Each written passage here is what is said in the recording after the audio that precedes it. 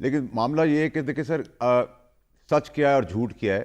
کیونکہ جمہوری جنازے ہیں، جمہوری لاشیں ہیں، واہ، جمہوری شکلیں ہیں، اور میں جب اپنی بات کرتا ہوں کیونکہ پھر لوگوں کو برا لگتا ہے، تو جمہوری لوگ جو ہیں جب وہ کمزور ہیں، بے ایمان ہیں، چور ہیں، ملک دشمن ہیں، اپنی ماں ملک کو بیچ رہے ہیں، اپنی کمزوریاں ہیں اور اتنی موٹی موٹی فائلیں ہیں، تو پھر یہ جمہوری جنازے کیا ملک کے اندر لا سکتے ہیں؟ یہ جمہوری جنازے آپ کو نلکے دے سکتے ہیں لیکن اس میں پانی نہیں دے سکتے. یہ جمہوری جنازے آپ کو کھمبے دے سکتے ہیں، بجلی نہیں دے سکتے. واہ، یہ جمہوری جنازے آپ کو سڑکیں دے سکتے ہیں، ٹی وی دے سکتے ہیں.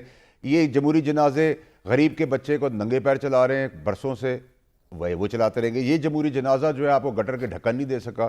یہ جمہوری جنازہ آپ کو سکول کے اندر بکریاں اور گائے چراتے ہوئے آپ نے ویڈیوز دیکھی ہیں. یہ جمہوری جنازہ جو ہے بدبودار، لائبلٹی سے بھرا ہوا، چاہے وہ آگ پیچھے کا ہو، آگے کا ہو، آج کا ہو. یہ جمہوری جنازوں کے اندر جتنی بھی عوام کی ضروریات ہیں ان کے سب خود مالک ہیں. یہ بیڑی کی اوقات نہیں رکھتے تھے، آج ان سب چیزوں کے مالکان ہیں، سب چیزوں کی ملکیت رکھتے ہیں جو عوام کی ضرورت ہے.